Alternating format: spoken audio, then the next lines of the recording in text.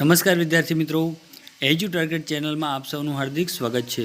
મિત્રો, આજે આપણે ધોરણ 4 વિષય પર્યાવરણ એટલે કે આસપાસમાં પાઠ નંબર 3 નંદુ સાથે એક દિવસનો ભાગ નંબર 2 જોવાના છીએ।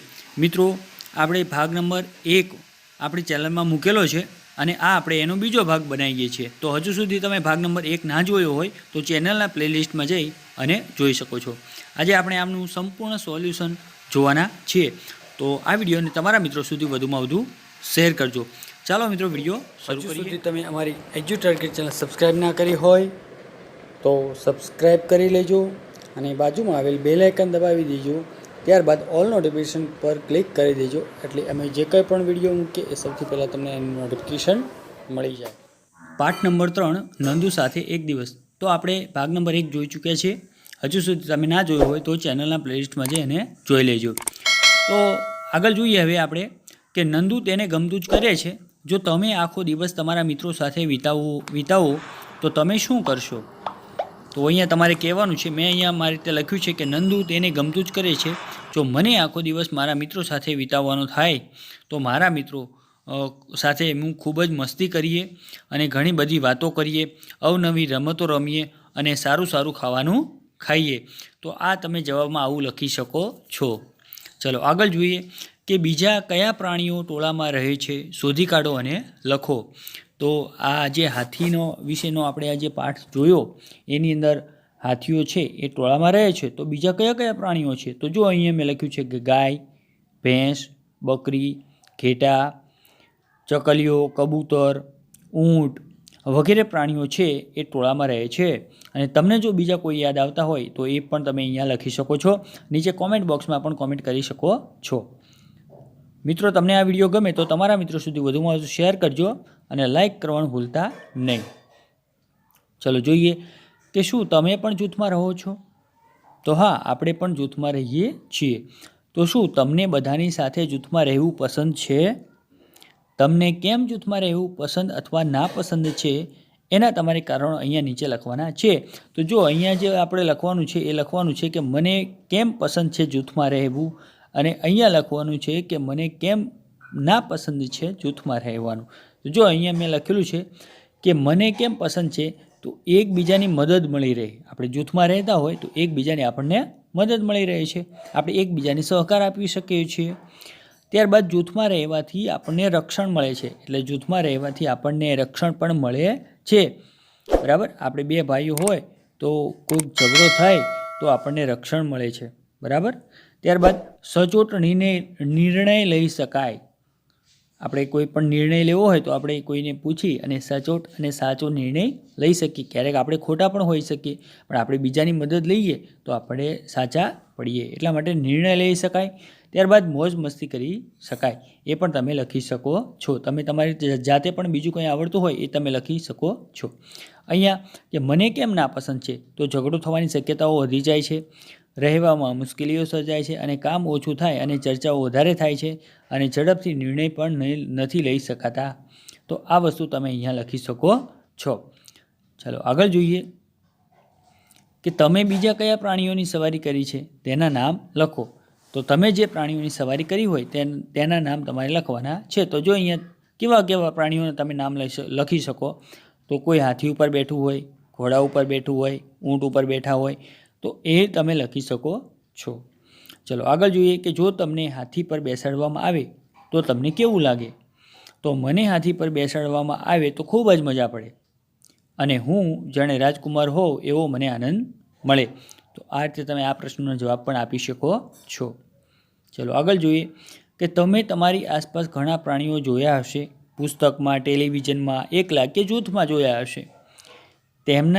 તેમાંના કોઈ પણ પ્રાણી વિશે વધુ જાણી લાવો અને તેના વિશે લખો। તો જો અહીંયા મેં આ સિંહ વિશે લખેલું છે, તમે બીજો કોઈ પ્રાણી હોય, જીરાફ હોય, બરાબર, વાઘ હોય, હરણ હોય, સસલા હોય, એના વિશે તમારે કંઈક વધુ જાણી લઈ અને અહીંયા લખવાનું છે। તો જો મેં અહીંયા સિંહ વિશે 2-3 લીટીઓ લખી છે કે સિંહ આખા વિશ્વમાં ગુજરાતમાં આવેલા સૌરાષ્ટ્ર વિસ્તારમાં ગીર અભયારણ્યમાં જોવા મળે છે અને એશિયાઈ સિંહ એ બિલાડી વંશનું પ્રાણી છે। કયા વંશનું પ્રાણી છે? બિલાડી વંશનું પ્રાણી છે। તો આ રીતે તમે લખી શકો છો. અહીંયા જોઈ શકો છો કે આ હાથી ઉપર લોકો સવારી કરી અને પ્રકૃતિનો આનંદ માણી રહ્યા છે. ચલો આગળ, કે વિચારો અને લખો કે બગલો ભેંસ ઉપર શા માટે બેઠો હશે. અહીંયા જોઈ શકો છો ચિત્રમાં કે આ બગલો છે એ ભેંસ ઉપર બેઠો છે. તો તમે પણ આવું ક્યારેક જોયું હશે કે બગલો ભેંસ ઉપર બેઠો છે કારણ કે ભેંસના શરીર ઉપર નાના નાના જીવડા કે ઝીણી ઝીણી જીવાતો હોય છે, એ ખાવા માટે એ બેઠો છે. તમે જોયું હશે ક્યારેક કે ભેંસ જાતી હશે કે બળદ જાતો હશે તો કાગડો કે કાબર એ તેના શરીર ઉપર આ રીતે બેઠા હોય છે અને એના શરીર ઉપરની જે જીવાતો હોય છે એ લોકો એ ખાતા હોય છે. ચલો આગળ જોઈએ કે તમે કોઈ પ્રાણીને બીજા પ્રાણી પર સવારી કરતું જોયું છે. તેનું નામ લખો. કે પ્રાણી જે સવારી કરે છે તે તો કાગડો, અને પ્રાણી જે સવારી કરાવે છે તે તો બળદ. તો અહીંયા મેં કાગડો અને બળદ લખ્યા છે.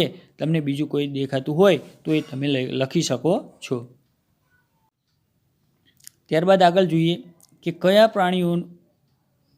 પ્રાણીઓનો આપણે સવારી માટે ઉપયોગ કરીએ છીએ. તો આપણે હાથી, ઘોડા, ઊંટ, બળદ વગેરે પ્રાણીઓને આપણે સવારી માટે ઉપયોગ કરીએ છીએ.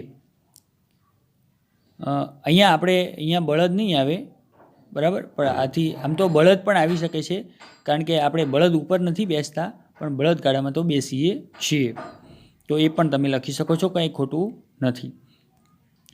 ચલો અહીંયા આગળ કે ભાર ખેંચવા અને વજન ઉંચકવા કયા પ્રાણીઓનો ઉપયોગ થાય છે. તો ભાર ખેંચવા અને વજન ઉંચકવા ગધેડા, ઘોડા, હાથી, ખચ્ચર, યાક, બરાબર. અહીંયા તમે બળદ પણ લખી શકો, બળદ વગેરે પ્રાણીઓનો વજન ઉંચકવા માટે ઉપયોગ થાય છે. સૌરાષ્ટ્રમાં બળદને આપણે ઢાંઢા કહે છે, બરાબર. તો એ અહીંયા ઢાંઢા ના લખાય પણ આપણે બળદ લખીએ, બરાબર ને.